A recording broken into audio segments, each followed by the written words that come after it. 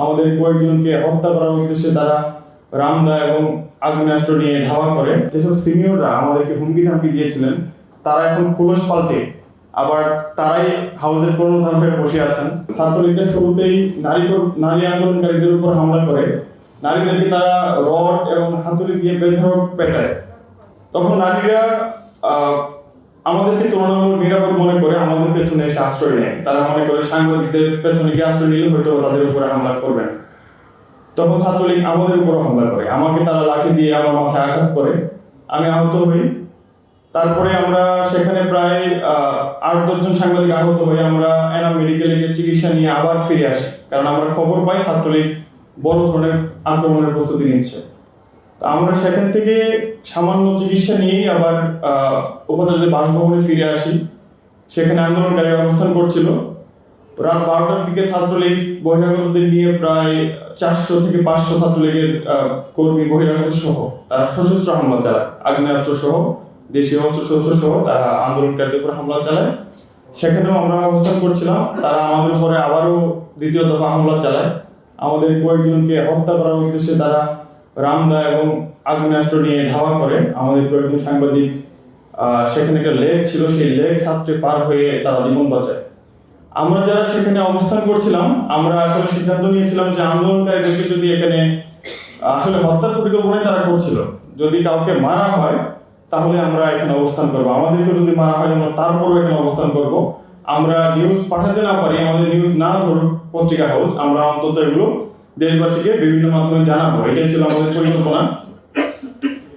এইভাবে আমরা কাজ করছিলাম। তৎকালীন জাহাঙ্গীরনগর বিশ্ববিদ্যালয় সাংবাদিক সমিতির সভাপতি, বর্তমান বাকশাসের জাহাঙ্গীরনগর বিশ্ববিদ্যালয়ের আহ্বায়ক আরিফুজ্জামান উজ্জ্বল আমার বন্ধু, আমরা একসাথে কাজ করেছি। আমাদের জাহাঙ্গীরনগর বিশ্ববিদ্যালয়ের কেন্দ্রীয় সমন্বয়ক আরিফ সেলকে যখন ডিবি পুলিশ তুলে নিয়ে যায়, তখন আসলে আমি আর উজ্জ্বল মিলেই আন্দোলনকারীদেরকে নিয়ে একটা দুর্ভেদ্য দেয়াল গড়ে তুলেছিলাম।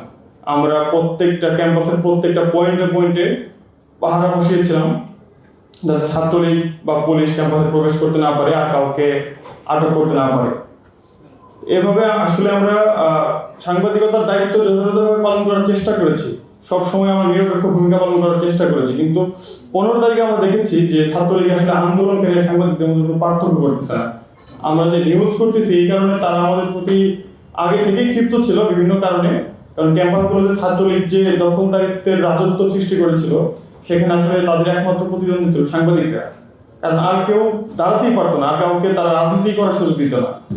সাংবাদিকরা তাদের অপকর্মে নিউজ করার কারণে আমরা আগে থেকেই তাদের চক্ষু শুনছিলাম এবং তারা সুযোগ খুঁজছিল কিভাবে আমাদেরকে আক্রমণ করবে। 15 জুলাই রাতটা ছিল আসলে তাদের জন্য একটা সুযোগ, তারা সেই সুযোগকে কাজে লাগিয়েছে। বান্ডেল থাকলে প্রতি সেনমানিতে টাকা বাঁচবে। বিকাশ সেনমানি বান্ডেল কিনে জিতুন প্রতি লেনদেনে। তো আমরা এভাবেই আন্দোলনের পক্ষে, এবং আন্দোলনের পক্ষে বলাটা ভুল হবে, আমরা আসলে নিরপেক্ষভাবেই সত্যটা তুলে ধরার চেষ্টা করেছি। হাউস অনেক সময় আমাদেরকে সাপোর্ট করেনি, আমাদেরকে বিভিন্ন হুমকি ধামকি দিয়েছে। আমরা রিপোর্ট যেভাবে পাঠিয়েছি হাউস থেকে আমাদেরকে শিখিয়ে দিয়েছে যে এই অ্যাঙ্গেলে পাঠাইলে তো হবে না, এইভাবে পাঠাইতে হবে। আমরা বলেছি যে আন্দোলনকারীদের উপর ছাত্রলীগের হামলা বা পুলিশের টিয়ার শেল নিক্ষেপ, তখন হাউস থেকে আমাদেরকে বলে দিচ্ছে যে না, এটা হচ্ছে ত্রিমুখী সংঘর্ষ, মানে ভাষার ব্যবহারটা তারা অন্যভাবে করেছে। তো আমরা যদি স্মৃতিচারণ করি আসলে শেষ হবে না। আমি আমার কয়েকটা ক্ষোভের কথা বলে শেষ করতে চাই, সব জায়গায় আসলে বলার সুযোগ হয় না। 5 আগস্ট পরবর্তী বিভিন্ন সংস্কার কমিশন গঠিত হয়েছে, গণমাধ্যম সংস্কার কমিশন গঠিত হয়েছিল।